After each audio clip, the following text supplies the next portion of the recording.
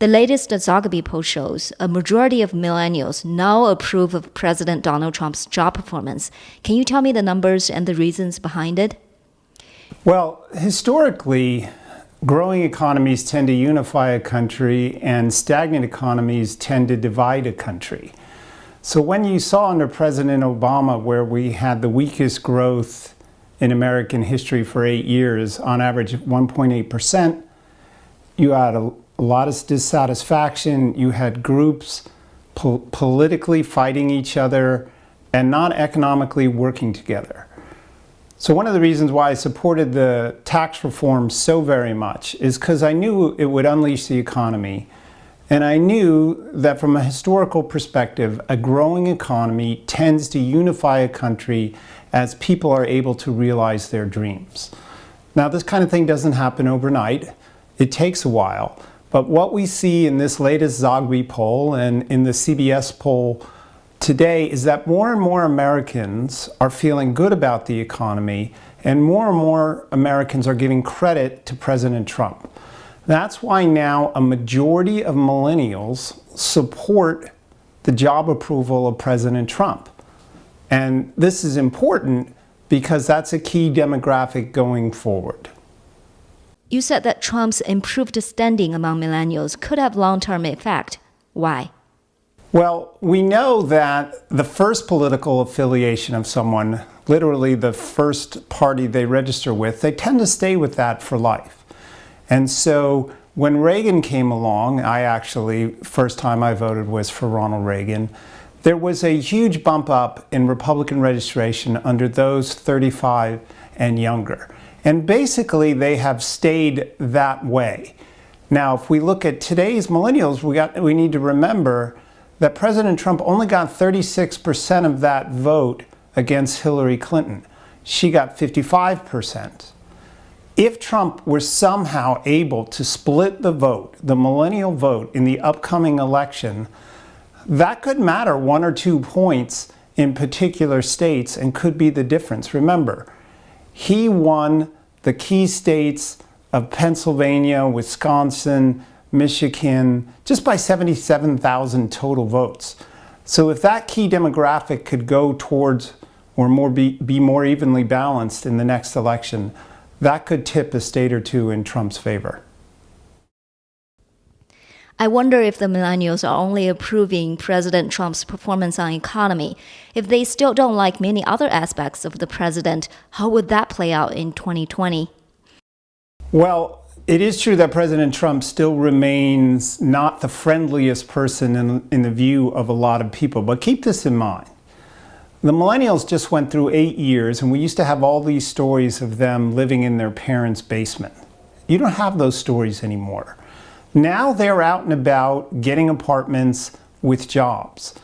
And millennials would, in this circumstance, I think, rely heavily on the economy, at least those moving towards President Trump. We also need to remember that on the social issues, the millennials are fairly divided. In fact, the strongest pro-life demographic today, you can make the argument for, are those 29 and younger.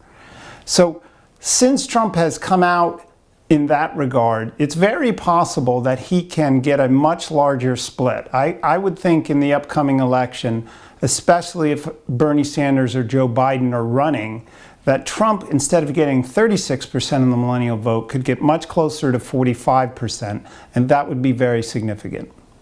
Did you just say the millennials become the strongest pro-life supporters? Yeah, if you look at the recent polling, you find that a majority of Americans support the heartbeat bill, which is no abortions after a heartbeat. The strongest support from that isn't among seniors. It's actually among millennials who supported 57%. So overall, you think the millennial support for President Trump could be long-term instead of a one-time thing stimulated by good economic numbers?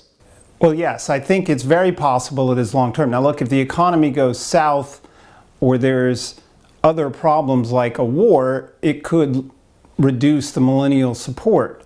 However, if things stay the way they are, and the economy is actually gathering strength, contrary to all of the opinions of some of the economists back east and all the naysayers, the economy is actually continuing to exhibit very good growth, strong numbers.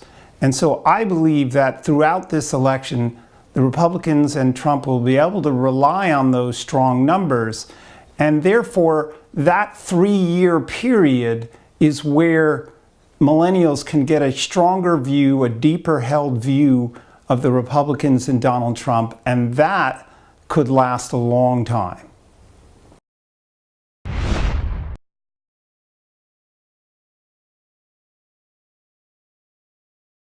President Trump was criticized for saying Joe Biden's son needs to be investigated for his business dealing in China.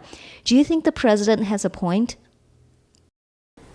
Well, we just went through a 2-year period where the Democrats went all in on a claim that people related to the Trump campaign were somehow colluding with Russia or had some special relationship.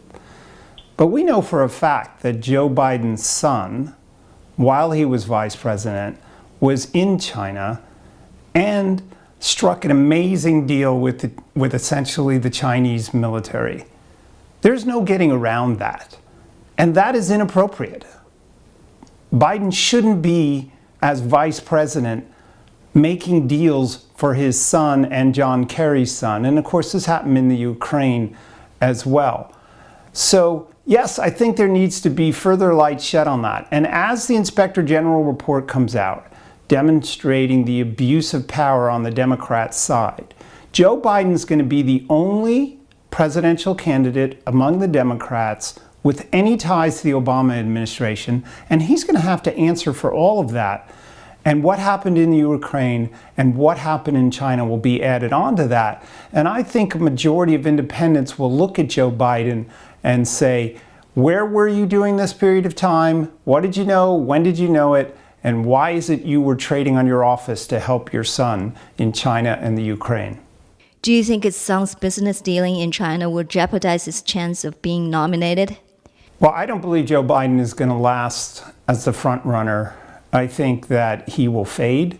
He's proven over time that he's not a good campaigner. They're not putting him out there very much. He has a very light schedule. New polling in Iowa shows that he's only tied with Sanders. He's trailing him in New Hampshire. And I think the debates and the Inspector General's report and the scandals will harm him. I think his gaffes will harm him. He will fade, and I don't expect him to be the nominee. And I do think things like the China deal will make people wonder what he's been doing and why, and that's why he won't, all those things is why he won't win the nomination. So you don't think Biden is going to be nominated. Who do you think will be nominated then? Well, we need to remember in American politics, running for the presidential nomination of your party isn't about national polls. It's about state-by-state primaries. And while Joe Biden may well have good national polls, what matters is how the turnout on the ground. How many supporters do you have in individual states who are willing to work for you? And because Joe Biden's keeping a light schedule, he's not going to be building a strong infrastructure that, for instance, Bernie Sanders already has. In Iowa, Bernie Sanders has 24,000 volunteers. Many of them helped him 4 years ago. That's why he's tied in Iowa, he being Bernie Sanders, despite these national polls.